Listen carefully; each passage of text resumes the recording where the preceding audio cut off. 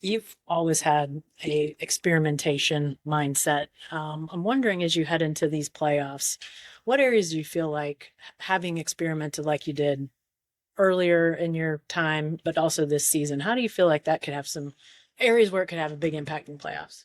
I mean, a lot of it comes from watching other playoff series over time, uh, and you get into a series with another team.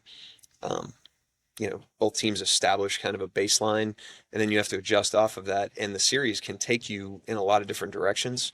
And I've always found it to be wild that um, you end up doing something in a playoff series that you've never done during the regular season. And so, one thing that we've tried to get in the water from the beginning, even when we weren't a playoff team, was like getting our team used to being able to pivot to different things and be put in different situations because we know that you can end up there um, in a playoff series. And so, I don't know if we're ready for everything, but we're ready for a lot. And the guys have done a great job. You can only do that if your guys can go with you, and they've done a great job of being adaptive in those situations as well. I'm just curious, what are some of the things you're watching for when you watch other teams' playoff series? I mean, you just kind of, when I say other teams, I mean studying them over time. In the past, where our whole staff, we have eyes on every single playoff series every single summer for as long as I've been here, and trying to learn from what other teams are doing and also what other teams end up having to do. So you just see how the series unfold. Team goes up 2-0, the team that's down 2-0 changes their starting lineup. They start small or something, or they play zone, or they do something, and then it starts this ripple effect of the series taking on kind of a different face.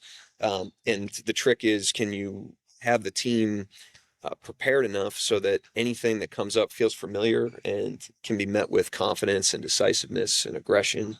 And that's what we try to do, but there's no guarantee. You never know what's going to happen until you're in a series with a team. Mark, we all know the history of young teams in the playoffs. Usually it takes a time or two. What is it about this team that may be able to overcome that? I mean, this team has a track record of overcoming that, in some of the accomplishments that we've had in the regular season, in the postseason even. This is, I've said many times, an uncommon team. It's a group of guys that have an uncommon mentality, an uncommon connection and competitiveness together. And so that's where our confidence comes from. If you have a lot of experience, that gives you confidence, but there's other sources of confidence. We're a confident team because of who we are, how we've operated, and mainly what we have in our locker room. You guys have been very patient in your decision-making, management, all those things. It's one reason you got here and why your future is so bright. But how do you counter that by, when you get to the postseason with a team this good, sort of get the mentality, hey, we need to take advantage of this opportunity? We're definitely in that mindset. We're trying to take advantage of this opportunity. It's the postseason is about doing everything you can to win the next game in front of you. And so that for us right now, it's game one on Sunday, and then when game one's over, that series will not be over, and it'll be game two. And everybody's eggs are in those baskets this time of year. We have the opportunity to improve through the series. We have the opportunity to improve with every game. And that's one of the benefits of having a team that's got less experience, is we can get better, and we definitely got to stay focused on that. But every team that has earned the right to be in the playoffs is trying to win the next game in front of them, and we're no different than that. Mark, we've talked about Lou's effectiveness defensively, forcing low efficiency. How about just pure shot volume? I mean, it seems like, I don't know if you would have insight on, this exact thing, but it just seems like a team's best players don't get many shots off when he guards them. Yeah, I mean, that's part of it, and a lot of it's like on your terms. It's an efficiency thing. Like, if they want to jam shots up there, you want to make them inefficient shots. And, the really good players are usually pretty patient and usually, make the right plays. And we try to be a team that forces those guys out of their comfort zone, forces teams out of their comfort zone. And when you have a guy like Lou, that certainly is a luxury and makes it easier to do that with some of the best perimeter players. So, I don't know who we're playing. I don't know what's going to unfold, but I know he's, going to be a huge part of it for us just because of what he's proven his ability, what he's been proven to be able to do. in these situations. Mark, as good as you guys have been this year, this core group of guys together only has like 10 playoff games together. Are you curious about, I mean, and then you add Alex and Isaiah and all that. Are you curious about anything in particular as you head into these playoffs, considering all that? I mean, I just try to stay very present. I don't make a lot of assumptions. I don't have a lot of expectations. I don't make predictions. I just tackle what's right in front of me. I try to help the team tackle what's right in front of us. And we just take things as they come.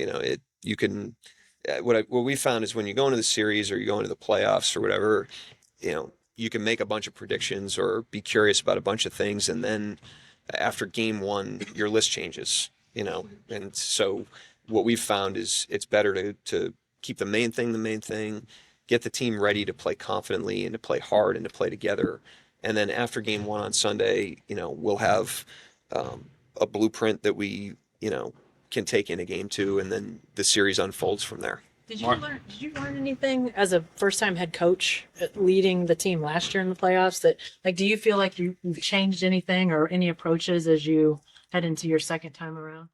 I try to learn from every experience. So yeah, I definitely learned from last year's playoffs. I learned from every single game that I've ever coached. I'm still learning this team as it grows and changes and evolves. I'm still learning these players. So I try to remain open, and remain curious and learning from every experience. I don't make every right decision. I try to learn when the outcomes aren't what we want them to be.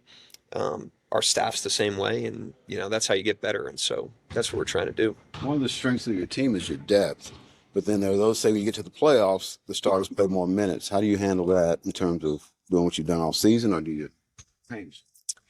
I mean, we have to understand depth is a strength for us, and so we're not going to tie a hand behind our back by not leaning into that. But as the series unfolds, sometimes it's a certain guy's series, and then the next series, if you are fortunate enough to advance, it could be somebody else. You got to listen to what the series is telling you. You got to listen to what the games are telling you. But generally, we're going into it with confidence in a lot of players, and we're going to lean into that pretty good early on, and then play the ball from where it is. Mark, you talked about learning from experiences. What about this specific week? You had the same situation last year, not knowing who your opponent is. Is there something you can take from that preparation experience last year? Yeah, I mean, it's a unique situation, to have this much time in between games and to not know your opponent. Now, our opponent won't be able to prepare. We'll both have the same amount of time to prepare. We both have Saturday, and then we play Sunday. So you're at no disadvantage. But we definitely learned from last year on how to manage the week. I think we did a lot of things well. We obviously played well in the first round last year. So, it wasn't like an erase the whiteboard type situation, but there's definitely things that we adapted this season, having gone through it. So we're definitely leaning on that experience. As a general rule, how much do teams actually change regular season to postseason? I mean, you beat somebody 3-1, doesn't necessarily mean you're going to win the series 3-1, but how much do they change as teams? I think everybody's, parking everything except, and trying to win, that's definitely part of it. I think the 82 game nature of the season, teams can drift in and out of engagement at different times. There's parts of your schedule that just beat you up, and you're not at optimal, operating, procedure, so to speak, in those parts of the schedule. You're more enduring parts of the schedule, and in the playoffs, it's not like that. But with that said, I think adjustments, schemes, all that stuff gets a lot of shine in the playoffs. But if you really watch the games, it's the same game. It comes down to fundamental things. I would say 85 to 90% of it is the exact same game, and then 10% of it's schematic changes, lineup changes, tactical changes. But you still got to guard the ball. You still got to rebound. You still got to space the floor. You still got to, if there's two people on, you still got to pass. And those things are unchanging. And that's why the habits in the regular season that you build, the muscles that you build, are so important. Mark, back in November, Shea was just reflecting on last year's postseason and saying that he felt he could have done a better job trying to put his teammates in position for that moment. A year later, how confident are you in his ability to do that and his ability to sort of, his role in the sort of emotional roller coaster that series can be? I'm supremely confident in our team. and Shea's a part of our team, and how he's led is a part of our team, but I'm supremely confident in our team. I think we've got a group of guys that are capable players that are high impact. If they are who they are, we've got a lot of different guys that can impact a series and that can impact a game. And I've got great confidence in that. I've also got great confidence in the way that this team's operated. I really believe in that. The muscle you build collectively over time shows up, in pressure situations, in high stakes situations. And these guys have built a lot of confidence in me. I have a ton of confidence in them. And, it's going to be challenging. There's definitely going to be, our back will be against the wall in games and at different times, but there's no group of guys I'd rather be coaching than this team right here. Not only are you guys unsure of who your opponent's going to be, but several of the teams that are among that four had significant changes at the trade deadline, and one of them has a new coach. I mean, how much does that add to it, in addition to the fact that you don't know who you're playing? We're definitely doing advanced stuff on all those teams, and we have been for a couple weeks now.